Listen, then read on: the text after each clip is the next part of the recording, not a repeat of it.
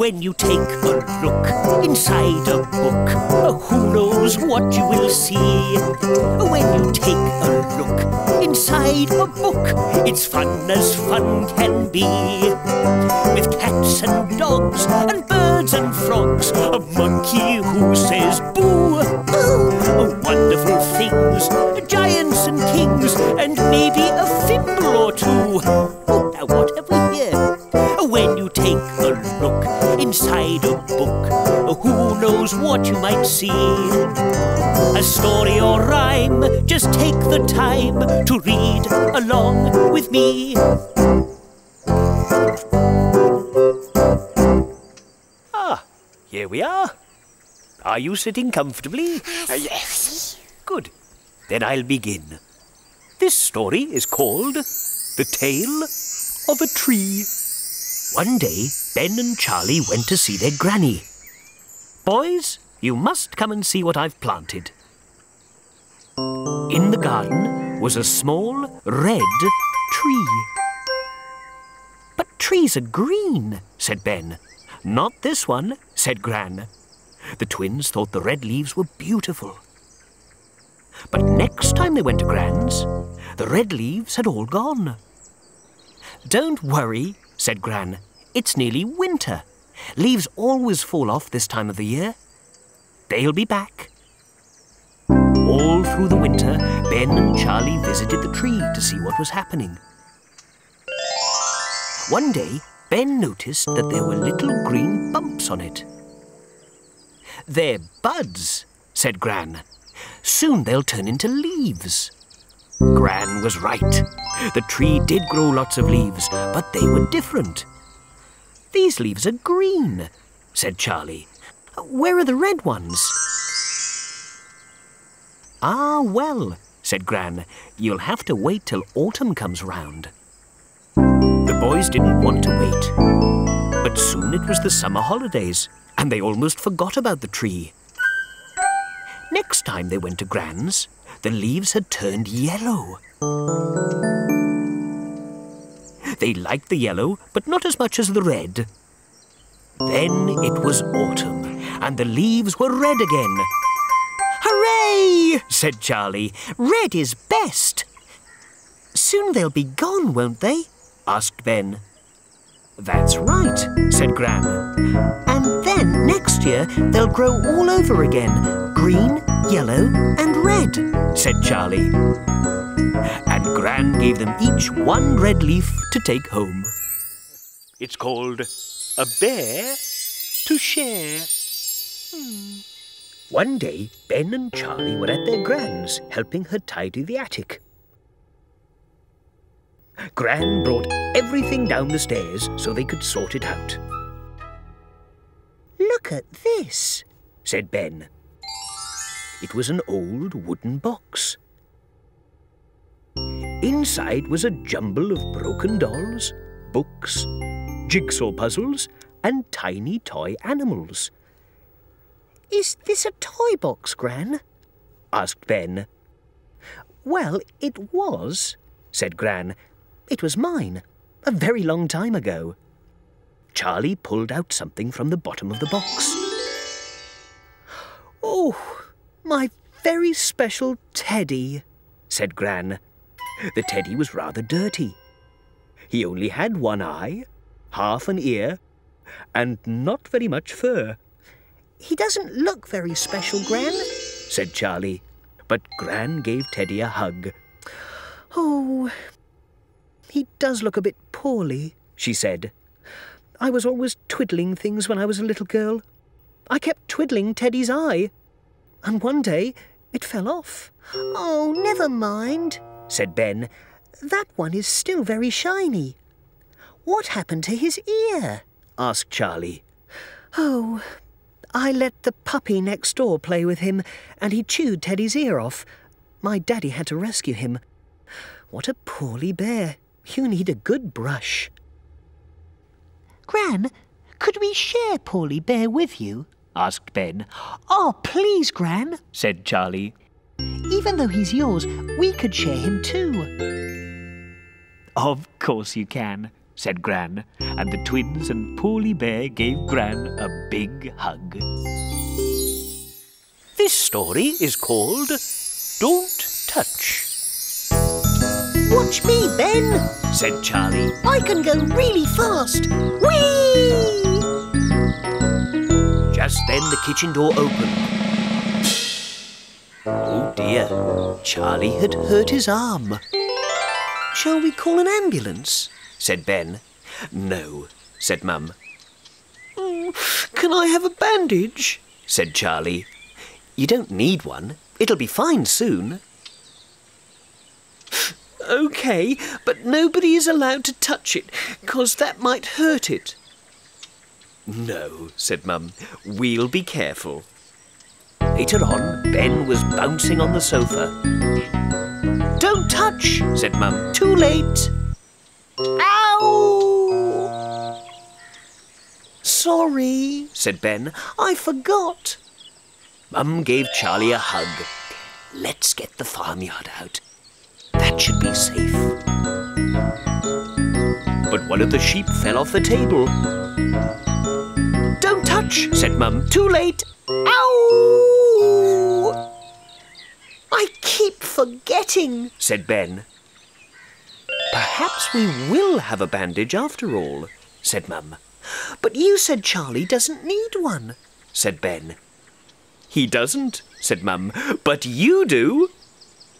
And she put a big white bandage on Charlie's arm to remind Ben not to touch it. And after that, he didn't.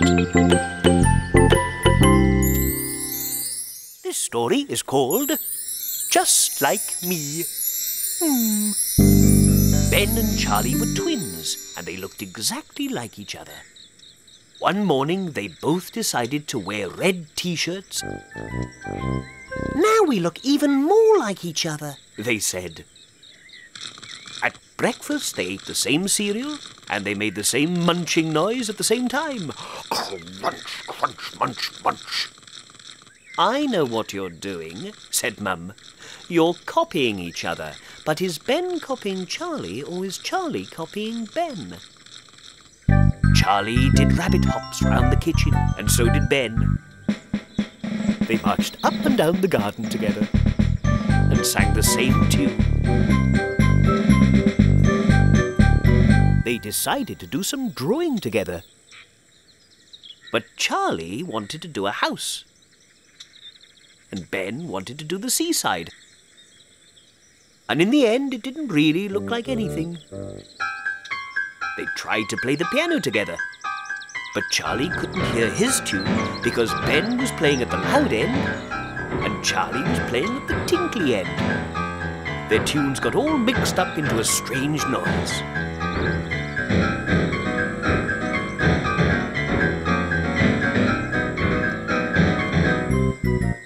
At tea time, Mum gave them both sausage and mashed potatoes. I don't like sausages, said Ben. I don't like mash, said Charlie.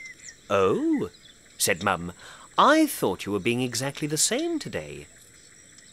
I think I want to be me again now, said Charlie. Me too, said Ben. I want to be me too. Oh, good, said Mum, because I like you both exactly as you are, Ben and Charlie. Now, this story is all about kisses, and it's called, Kisses.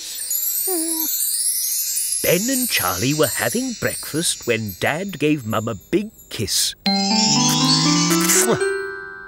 It made a squelchy sort of sound. I want to see what a kiss looks like, said Ben. They thought kisses looked very funny. They lined up all their teddies and gave each one a kiss. The teddies liked this game. When they came downstairs, Granny was up. She was staying with them because she hadn't been feeling very well. The twins both gave her a kiss. Oh, are you kissing me better? Said Granny. Ben and Charlie knew that their kisses had helped. They went out into the garden. Ben got into the wheelbarrow. Charlie tried to push it, but whoops! Ben hurt his knee. He started to cry. Dad gave Ben a hug and a kiss and had a look at his knee. "We'll have to open a hospital soon," said Granny. Dad put a special plaster on the sore knee. Then Charlie started to cry. He thought it was his fault Ben had hurt his knee. "Don't worry, Charlie. Accidents will happen," said Dad. He put a plaster on Charlie's knee as well, just for fun. But next time, leave the wheelbarrow till Mum or I are there. Then Ben and Charlie kissed each other better. And so that Granny didn't feel left out, they kissed Granny again. "Oh, I'm going to get better in no time," said Granny. And when Mum came back from work, she had to have kisses from everyone. Are you sitting comfortably? Yes. Good. Then I'll begin. Ben and Charlie liked different colours. Ben's favourite colour was red. Charlie's was yellow. One morning, Charlie decided to have a one-colour day. He put on a yellow T-shirt, yellow shorts and yellow socks. "Today is Yellow Day!" he shouted. But Ben put on red shorts, a red stripy top and red slippers. "Today is Red Day!" he said to Charlie. At breakfast, Ben put red jam on his toast. Charlie put cheese spread on his. "I've got an idea," said Charlie. "I'm going to eat yellow food all day." "And I'm going to eat red food," said Ben. "What are you going to eat, Ben?" said Dad. "Ketchup," said Ben, "and tomatoes and... He couldn't think of anything else. "My favourite colour is blue," said Mum. "What could we eat for Blue Day?" No one could think of any blue food at all. But when it was supper time, there were plenty of red things for Ben. Red tomatoes, red ketchup, red peppers, red beans, red juice to drink. Ben ate it all up, even the red beans. Charlie had yellow cheese, yellow pineapple, yellow chips, yellow sweet corn, yellow juice. Charlie ate it all up. Then Dad put a bowl of cherries on the table. "Oh, no," said Charlie. "I love cherries, but cherries are red and today is Yellow Day." Dad put a bunch of bananas on the table. "Oh, no," said Ben. "I love bananas, but bananas are yellow and today is Red Day." Mum put bananas and some cherries on their plates. "I think today is Red and Yellow Day," she said. "So do we!" shouted Ben and Charlie. Are you sitting comfortably? Yes. Good. Then I'll begin. Ben and Charlie had new shoes with laces. They were very excited because they'd never had lace-up shoes before. Mum showed them how to tie the laces in a bow. Soon Ben said, "I can do it." but Charlie couldn't do it. "Never mind," said Mum. "It is a bit tricky." Next morning, Gran arrived to take them out. "Look, Gran," said Ben. "I did up the laces myself." "I don't want to wear my new shoes," said Charlie. "I don't like them." "Doesn't matter," said Gran. "Off we go." That afternoon, Ben ran round while Charlie sat with Gran. "You know," she said, "your dad didn't like lace-up shoes when he was little, so I used to tell him a rhyme. It went, make one loop, then make two, put the first one over, and pull it through." "Did it help?" asked Charlie. "Not right away," said Gran. "I told him to stick with it." When they got home, Charlie and Gran said the rhyme together. Make one loop, then make two, put the first one over, and pull it through. And with Gran helping, Charlie managed to tie up one shoe. "Now you need to do it on your own," said Gran. "Stick with it." He practiced when Ben wasn't watching. He would say the rhyme, And if the laces went wrong, he'd say, "Stick with it and do it again." The next time Gran came, Charlie came to meet her in his new shoes. I did up the laces myself, Gran, he said. "I knew you would," said Gran proudly, and gave him a hug. Then I'll begin. It was Ben and Charlie's birthday, and Grandad had sent them a big knobbly parcel all the way from Australia. "Good day, boys," said the card. "I expect you'll be needing these soon." What could it be? said Ben. "Well, open it up and see," said Mum. Inside the parcel were 2 pairs of shiny Wellington boots and 2 beautiful umbrellas to match. Fantastic, said Charlie. "Let's go and find some puddles to splash in," said Ben. But when they got outside, the sun was shining brightly and they couldn't find any puddles in the garden. And there wasn't a cloud in the sky, so there wasn't any rain either. "Never mind," said Mum. "Perhaps it will rain tomorrow." But it didn't rain the next day either. Or the next day. Or the day after that. "It's not fair," said Ben. "We're never going to find a puddle," said Charlie. We'll see about that," said Mum. Next day was Saturday, and when Ben and Charlie looked out of the window, the sun was shining in the sky again. Ben and Charlie were having their breakfast when Mum put a picnic basket on the table. "Hurry up, boys," she said.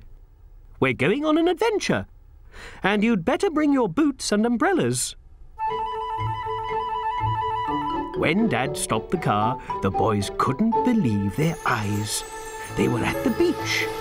"Look," said Mum, "that's the biggest puddle ever." So Ben and Charlie spent all morning jumping over waves and paddling in rock pools in their new wellies. And they ate their sandwiches under the shade of their new umbrellas. And when they got home, they sent Grandad a postcard to tell him all about it. This story is called The Thunderbird. One morning, Ben and Charlie were playing in the garden when Ben saw something over the fence.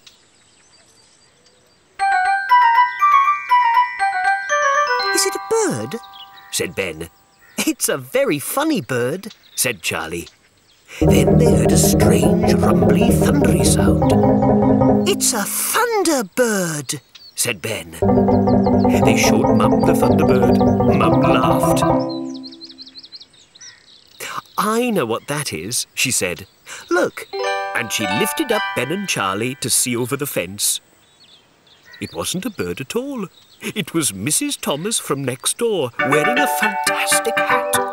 And there was Mr. Thomas banging something big and round with 2 little sticks. "Hello, boys," called Mr. Thomas. "We're getting ready for the carnival tomorrow. Come and help." So Mum took Ben and Charlie next door. "We thought you were a Thunderbird," said Charlie. Mr. Thomas laughed. "This is a steel drum," he said. "Have a go with my drumsticks." Mr. Thomas showed them both how to make rumbly noises and thundery noises. Ben and Charlie made such loud thundery noises, Mum had to put her hands over her ears. "Now we're ready to dance," said Mr. Thomas.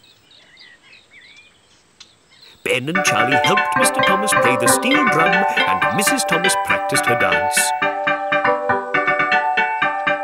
When they finished, Mum cheered and clapped. "Well done, boys," said Mr. Thomas. "I think you should come and help us play the drums at the carnival tomorrow." "Yes, please," said Ben and Charlie, and so they did. This story is called 2 Together. Ben and Charlie are twins. They have exactly the same birthday, and they look very alike. They even like doing the same sorts of things. One day, Ben asked, "Mum, will Charlie and I always be twins?" Mum thought for a little while, and then she said, There are some things that always go together. A sheep with baa, a cow with moo, a dog with woof, the sky with blue, shouted Ben. That's right, said Mum. And here are some more things that go together. A hat with a head, a shoe with a foot, a key with a lock, pages with a book, shouted Charlie. Exactly, said Mum. And there are more. A postman with mail, a cat and its tail, a bird and its nest, pants and a vest, shouted Charlie. Think of some more, Mum, said Ben. So Mum did. A fork and a spoon, the stars and the moon, a paper and pen, Charlie and Ben, shouted the twins. Very good, said Mum. And I bet you two can think of some more things. There's a toothpaste and toothbrush, said Charlie. Yes, and a bucket and spade, said Ben. But the two things that go together best, said Mum, are my two boys, Charlie and Ben. This story is called Liquorice. Ben and Charlie were playing in the garden when they heard something. Meow.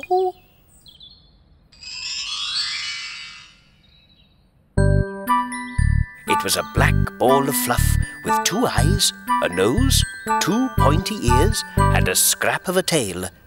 It's a kitten. They ran back into the house. Dad, come here, called Charlie. In a minute, called their dad. Meow. The kitten had followed them in. Meow. It must be hungry, said Charlie. They gave the kitten some milk. The kitten drank all the milk and was sick on the floor. Oh, yuck, said Ben. I think this kitten has had enough milk, said Charlie. Meow, said the kitten. This kitten is tired, said Ben. They made a bed out of a box. The kitten jumped in and out of it. This kitten wants to play, said Charlie. They dangled a piece of string in front of the kitten. The kitten found one of Charlie's licorice sweets. Don't eat that, said Charlie. What's this? Dad came in. We found it in the garden, said Charlie. It was Helen from next door. Helen's cat has lost a kitten, and you found it, said Dad. I can see you've taken great care of her, said Helen.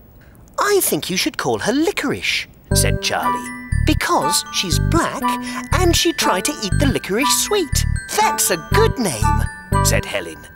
Ben and Charlie waved goodbye to Liquorice. Kittens take a lot of looking after, don't they? Said Ben. Said Charlie. Let's go out and play. So they did. This story is called Snowflake. It was the coldest day of the year. The sky was white, the trees were white, the grass was white. Everywhere Snowflake looked was white.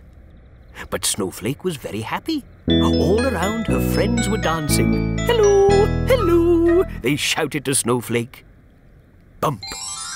Suddenly, Snowflake landed somewhere. She landed on something orange. It was a carrot. Someone was pushing the carrot into a big ball of snow. For a nose. Then someone else added 2 big buttons for eyes. They were making a snowman. Snowflake could hear the children laughing and playing until it was time for them to go in. Then Snowflake heard a voice, singing. It was the snowman. He was singing a happy song. here I am again, happy as can be, with my snowflakes keeping me company. Snowflake looked up at the sun shining brightly in the blue sky. Soon she could feel herself sliding down the snowman's chin and onto his tummy. Oh dear, she said. It can't be time to go yet. I've only just got here.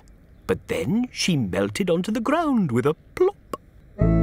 The other snowflakes were falling too. Goodbye, goodbye, they said.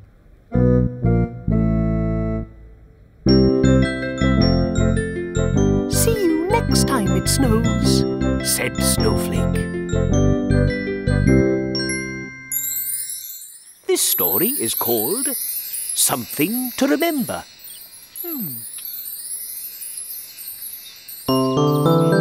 Grandad had been staying with Ben and Charlie, but now he had to go home. He lived far away on the other side of the world, so the twins didn't see him very often. They liked having Grandad at their house. They liked his untidy eyebrows and his deep, growly voice, and the way he tickled them when they weren't looking. Come and live with us forever, Grandad, said Ben. I'll let you have my football, said Charlie. But Grandad had to go home to look after his dog, Sheba. Ben and Charlie wanted to know about Sheba. Here's a photo, said Grandad. It helps me remember what she looks like. Sheba was a smiley black dog. The boys thought that Sheba was the sort of dog they liked. When you go back home, how will you remember us? Asked Charlie. Said Grandad. You could take a photo, said Ben. So they all went outside so that Mum could take a photograph for Grandad. Grandad smiled and said, "Cauliflower cheese," which made them all laugh. Snap! That afternoon, Grandad went home. But a few weeks later, a parcel arrived for Ben and Charlie, and in it were 2 T-shirts with kangaroos on them and a photo. There were Ben and Charlie and Grandad in the garden, all smiling. I liked that day, when Grandad said, "Cauliflower cheese," said Ben. Look, you can see Grandad's funny eyebrows, said Charlie. And Mum put the photo in a special frame so they could look at it and remember Grandad. This story is called The Night Visitor. One night, Ben and Charlie were about to go to bed when Mum said, "Boys, we've got a visitor. Come and see." Ben and Charlie were very puzzled, especially when Mum shone her torch into the shed.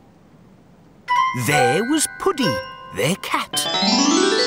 But in the other corner was a small brown creature with beady black eyes and a coat of spines. "Is that a hedgehog?" whispered Charlie. "Yes," whispered Mum. The hedgehog snuffled round Ben's old wellies. Then he waddled over to Puddle's blanket. "Mum," whispered Ben, "don't let Puddle hurt him." "He'll be all right, Ben. He can look after himself." The little hedgehog snuffled at the cat. Puddle woke up and hissed at him. Ben was worried. He knew the hiss meant Puddle was angry. But the hedgehog just rolled himself up into a ball with his spine sticking out. And then he tumbled himself into Puddle's blanket. "Meow!" said Puddle. "Come here, Puddle," whispered Mum. "Is she all right?" asked Ben. Puddle purred as Mum stroked her. "She's fine," said Mum. "She can sleep in the kitchen.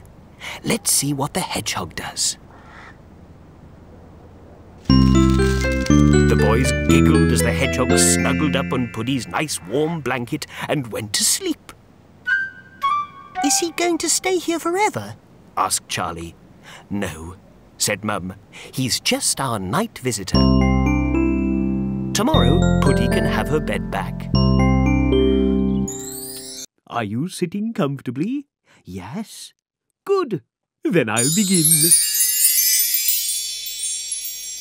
Ben and Charlie were going to have a rabbit. One morning, they were busy drawing rabbits when they heard a zizzing noise in the garden. Then Mum rushed in. "Here's your breakfast," she said, and she plonked some things on the table. "Mum," said Ben, "that's not breakfast." "Oh dear, it's a topsy-turvy day today," said Mum. The boys got ready for nursery. Now they could hear a lot of banging noises outside. Mum rushed in again. "Into the car, boys," she said. "We'll be late." When the car stopped, Charlie looked out. "Mum," he said, "this isn't nursery." They were at the supermarket. "Oh dear, it's a topsy-turvy day today," said Mum. At going home time, Ben and Charlie were surprised to see their Gran. "Hello, boys," said Gran. "I've come to collect you. Your mum's having a topsy-turvy day." Back home, Gran started to get tea ready. Mum rushed in again. She had bits of glue on her nose. "Time for bed," she said. "Mum," said Ben, "it's not bedtime yet." Mum looked at the clock. It was only 5 o'clock. "Oh dear," she said. "It's a topsy-turvy day," said Ben and Charlie together. Mum smiled. "Finish your tea," she said, "and then you can come into the garden." And what do you think they found? A rabbit hutch. Mum had made it. She had sawed and hammered and glued it together. That weekend, they bought the rabbit, and Ben and Charlie decided to call her Topsy, after Mum's topsy-turvy day. This story is called A Smelly Day. One day, Ben and Charlie were playing in the garden when they smelt something. What's that smell?" said Ben. "It's a cakey sort of smell," said Charlie. It made them hungry, so they followed the smell inside and found Dad in the kitchen. "Guess what's in here, boys?" Dad said as he opened the oven door. "A cake," said Charlie. "A chocolate cake," said Ben. And it was a big chocolate cake for Mum's birthday. "Close your eyes and see what else you can guess," said Dad. "I've got some more things here." Charlie and Ben tried to guess. "I can smell soap," said Charlie. "polish," said Ben. "fruit," said Charlie. "That's right," said Dad. "Can you guess what I'm doing?" "mixing them up all together," said Ben. "making a mess on the carpet," said Charlie. "I hope not," said Dad. "But I do need your help to make the house look nice for when Mum gets back from work." When Mum got home, the boys made her guess the smells too. "I guess shiny shoes," she said. There they were, all shiny and smelling of polish. "I guess washing up." And there it was, smelling of soap bubbles. "I guess fruit salad," said Mum. Very fruity. "Oh, and is that chocolate cake?" When Mum opened her eyes, she saw that Ben and Charlie had found 2 more smells. Candles on the cake and some pink roses from the garden. "What a lovely, smelly birthday," said Mum. This story is called Favourite Things. See how many favourite things you can count.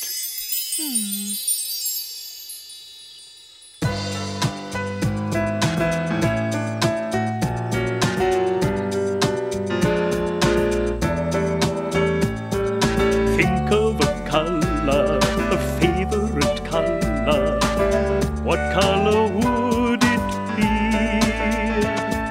Would it be red? Or would it be green? Or would it be something in between. What colour would it be?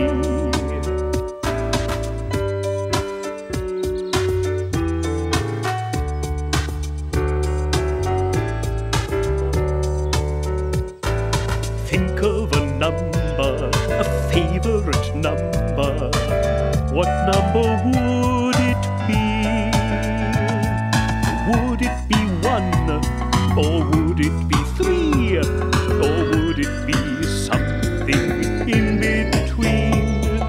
What number would it be?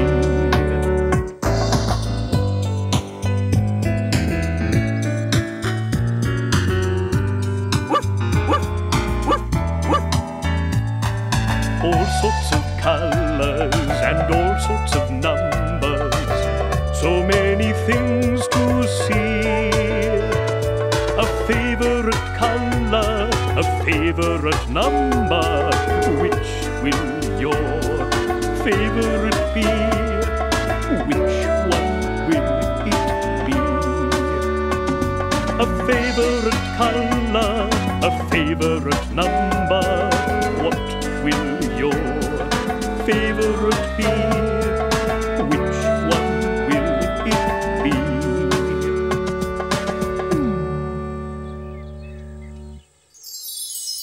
Are you sitting comfortably? Yes. Good. Then I'll begin. There was going to be a big party in the street where Ben and Charlie lived. Everyone was making something for it. Mum was icing little cakes, and Ben and Charlie were putting tiny sweets on the sticky icing. Spotty cakes, said Charlie. Molly and her dad were making flags. Dad cut out the shapes, and Molly painted spots on them. Spotty flags, said Molly. Marinda was helping her Gran to make hats. Gran glued the circles of paper together, and Marinda stuck on lots of brightly coloured dots. Spotty hats, said Marinda. But next day, when Mum woke Ben and Charlie, she got a surprise. Oh dear, she said. You're all spotty. It's chicken pox. I think you'd better stay in bed. But Mum, it's the street party today, said Ben. But you might give the chicken pox to all the other children, said Mum. Why don't you watch from your window? Molly and Marinda saw them at the window. You're all spotty, called Molly. The boys told them about the chicken pox and about having to stay inside. I've got an idea, said Molly. Soon she was back with 2 hats and a line of flags. These are for you, she said. But we can't reach them, said Ben. But then Marinda arrived, and she had Josh and Martha's uncle with her. There was something very strange about him. He looked very tall. I thought I'd get my stilts out today to entertain the children, he said. I didn't realise they'd be useful as well. He handed up the spotty hats and tied a line of spotty flags to the boys' window. Mum came in with spotty cakes. Oh, what good friends you have. And as the band played in the street, Molly and Marinda danced and the boys clapped and ate the spotty cakes and everyone had a wonderful time. This story is all about a red ball. Wait. Once there was a very red, very shiny, very bouncy ball. He lived in the toy shop with lots of other balls. Some were bigger than he was, but not so bouncy. Some were different colours, but not so shiny. Some were black and white, and they thought they were the most important. One day, Ben and Charlie visited the shop. Oh, they're twins, thought Red Ball. I want to go home with them. A hand came into the basket and took out a black and white ball. Oh, no, said Red Ball. And then the black and white ball was put back, and the hand picked him up. Red Ball smiled. He was going to a home at last. That summer, Red Ball had so much fun as he rolled and bounced around the garden with Ben and Charlie. The weather grew colder. Red Ball was more muddy than red now. His shine had gone, and so had some of his bounce. One day, he was put in a box. Oh dear, said Red Ball. I was so happy playing in the garden. But he settled down to sleep. When he woke up, the sun was shining. He was out of the box and back in the garden. But the two boys were playing with something else. It's one of those nasty black and white things, said Red Ball. Then something nuzzled up to Red Ball. It had a wet nose and black and white fur. It was a black and white puppy. Will you play with me? It yapped. So the not-so-red, not-so-shiny, not-so-bouncy ball was about to have fun again. And he even began to think that black and white was not so bad after all. Someone wanted to play with the red ball in the end. That's right. Even though he wasn't very shiny or bouncy anymore, he was still special. Special.